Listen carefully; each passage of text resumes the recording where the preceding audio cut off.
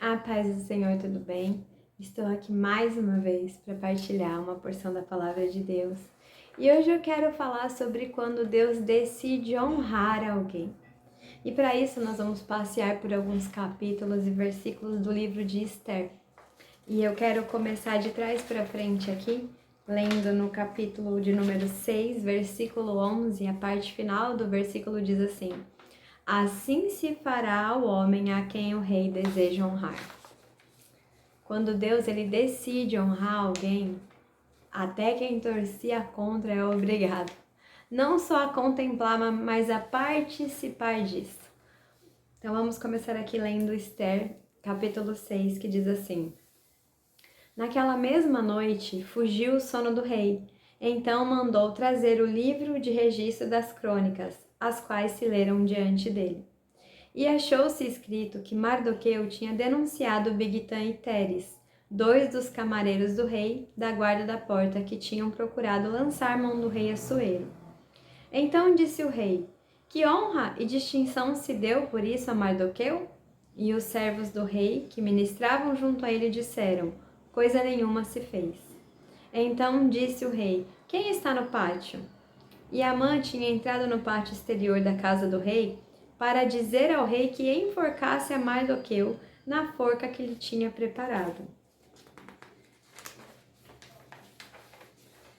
E os seus servos lhe disseram: Eis que Amã está no pátio.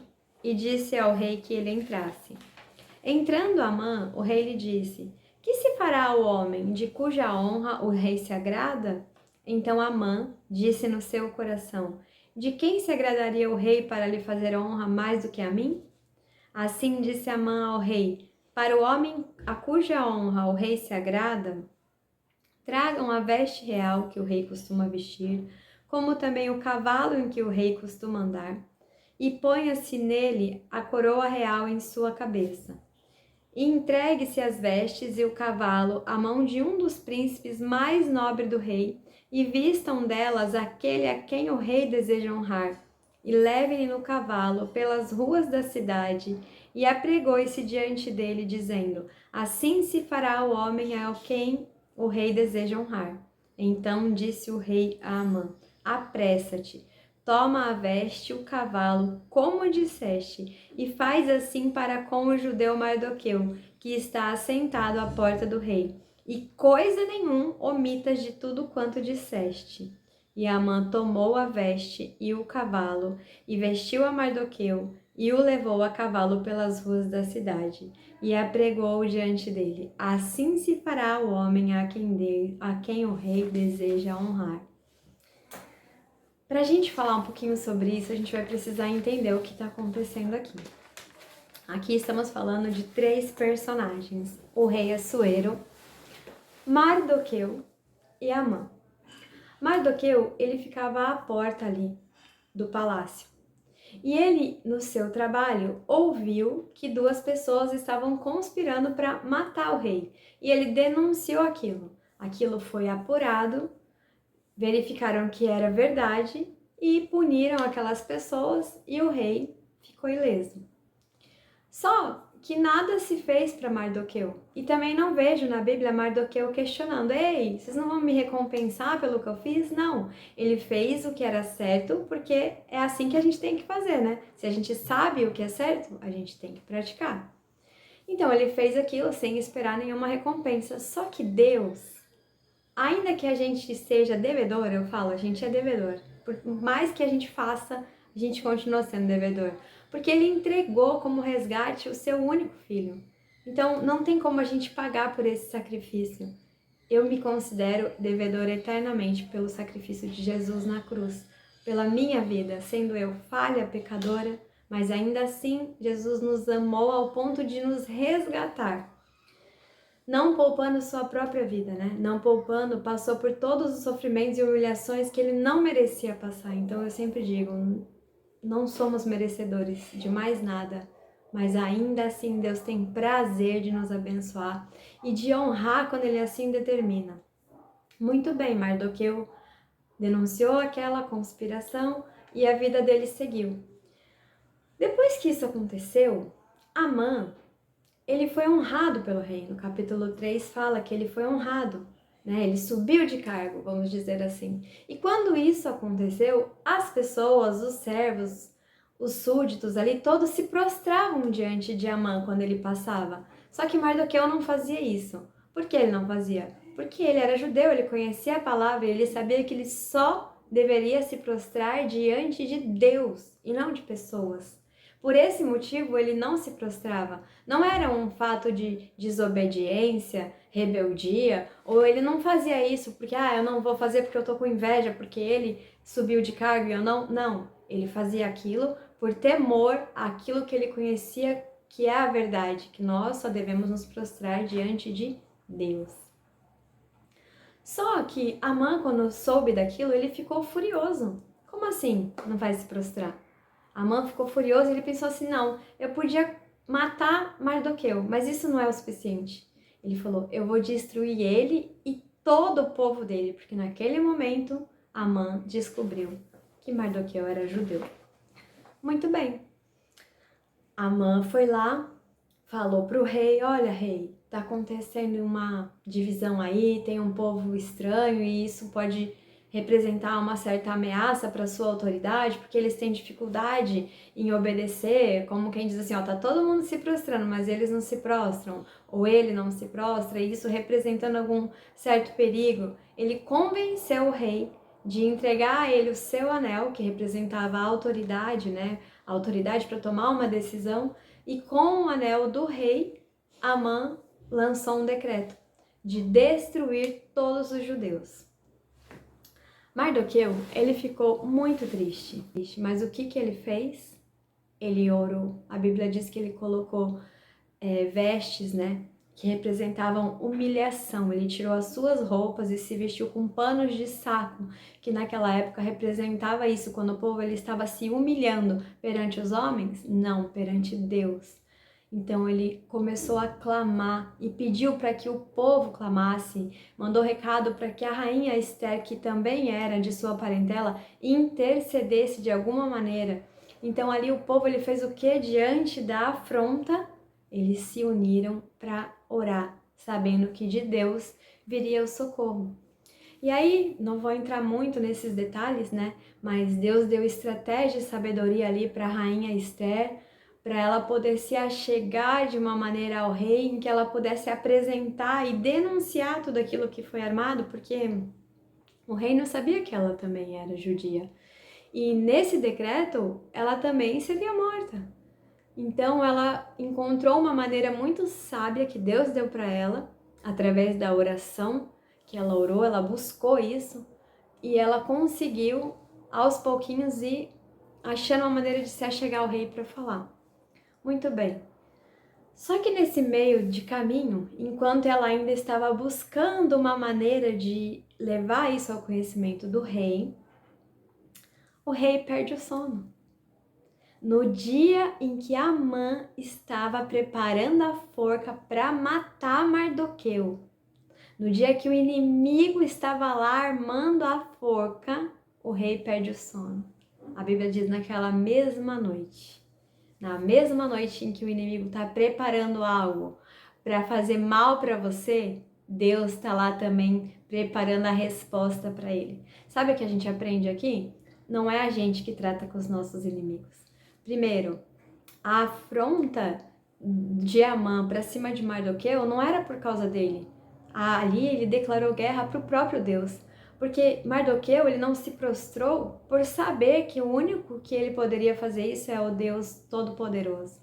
Então, quando nós somos afrontados por conta de não abrirmos mão dos nossos valores, porque sabemos o que é certo, conhecemos a verdade e sabemos que isso não agrada a Deus, o próprio Deus, ele peleja as nossas guerras. O próprio Deus é aquele quem trata com os nossos inimigos. Então, naquele momento em que Amã foi lá preparar aquela forca, Deus já estava ali tirando o sono do rei. E agora, vamos ler as crônicas, né? E aí, quando o rei vai ler as crônicas, ele vê, nossa, mas Mardoqueu fez isso? O que fizeram para ele? Nada, nenhuma coisa se fez. Talvez se sou eu, se é você, né? Nossa, mas olha, tá demorando. Olha, a minha bênção não chega. Olha, a resposta que eu preciso. Deus não tarda. Deus, ele chega na hora certa. Se você está sendo injustiçado e muitas vezes você pensa, mas Deus não está vendo, não está acontecendo nada, fique tranquilo, porque os pensamentos de Deus são muito mais altos que os seus. É na hora certa que ele trata da maneira certa com o seu inimigo. Porque eu costumo dizer sempre assim, vale a pena colocar nas mãos de Deus. Porque quando tentamos fazer das nossas maneiras, muitas vezes nós erramos. Nós falhamos e o resultado não é agradável, mas quando Deus, ele entra em cena, ele age da maneira perfeita. Então, naquele momento em que a forca estava sendo preparada, Deus tirou o sono do rei, que naquele momento já pensava de que maneira honrar Mardoqueu. Imagina a cena, de um lado o inimigo montando a forca, do outro Deus preparando a honra. Isso é tremendo. Quando a gente para pensar nisso, o invisível, o que a gente não tá vendo, Mardoqueu tá lá na porta do palácio sem saber de nada disso. E tá lá o mal planejando destruir e tá lá Deus Todo-Poderoso. Não vai destruir não, eu vou honrar. É assim que acontece. É desse jeito que Deus faz. Por isso que eu sempre falo, existe uma guerra invisível, espiritual, que nós desconhecemos.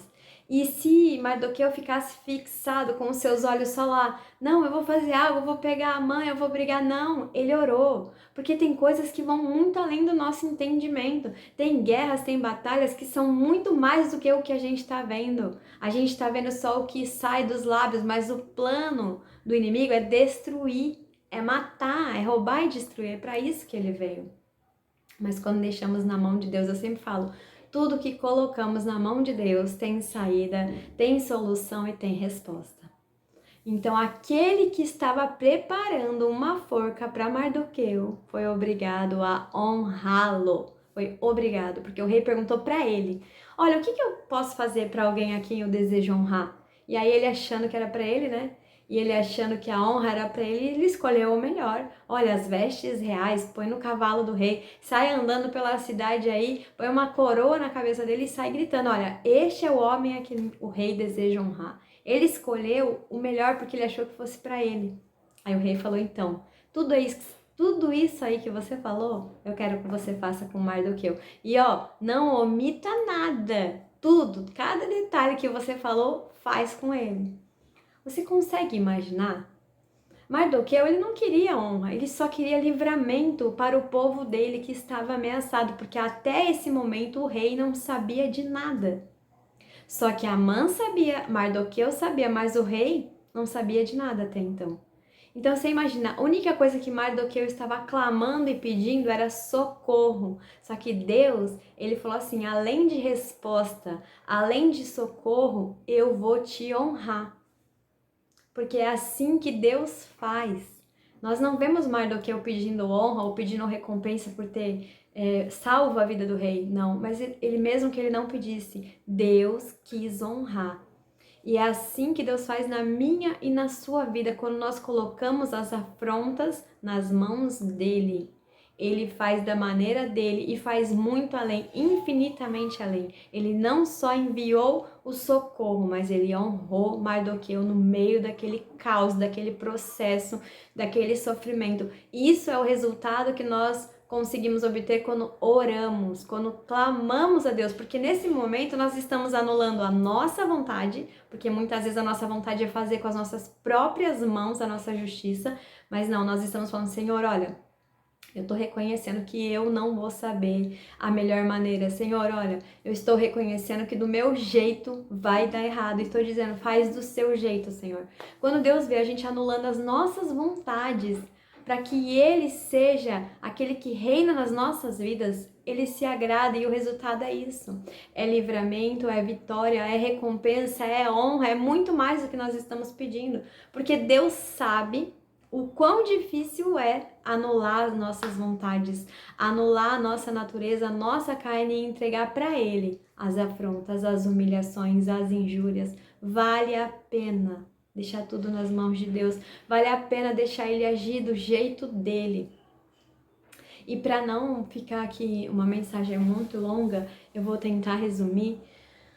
Mas o resultado foi esse: Amã foi obrigado a sair pela cidade, honrando aquele a quem ele queria matar, aquele a quem ele preparou a forca para matar.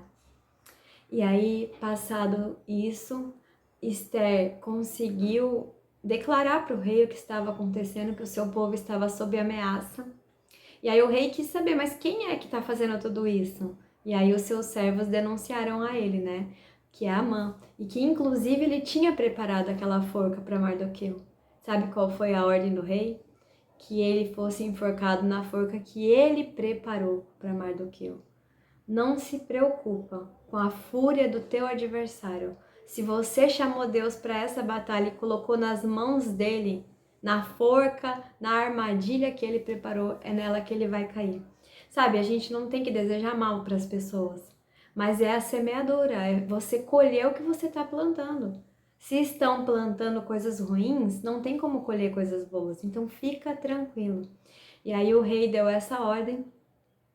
Como a ordem do rei não poderia ser revogada, né, quando ele permitiu, quando ele emprestou, quando ele cedeu o seu anel para que aquela lei de destruir os judeus foi implantada, ele falou: então agora, Mardoqueu, tá aqui o meu anel. Ele entregou o poder nas mãos de Mardoqueu e falou assim: ó, faz agora outra lei, elabora outro texto para que vocês possam se defender. Coisa linda. E o povo ali, tem um versículo que eu amo, que fala assim, que o que era luto virou alegria, o que era choro, o que era tristeza virou alegria. Eles conseguiram reverter aquela situação. E é isso que Deus faz, ele transforma choro em riso. Eu vou ler aqui para vocês.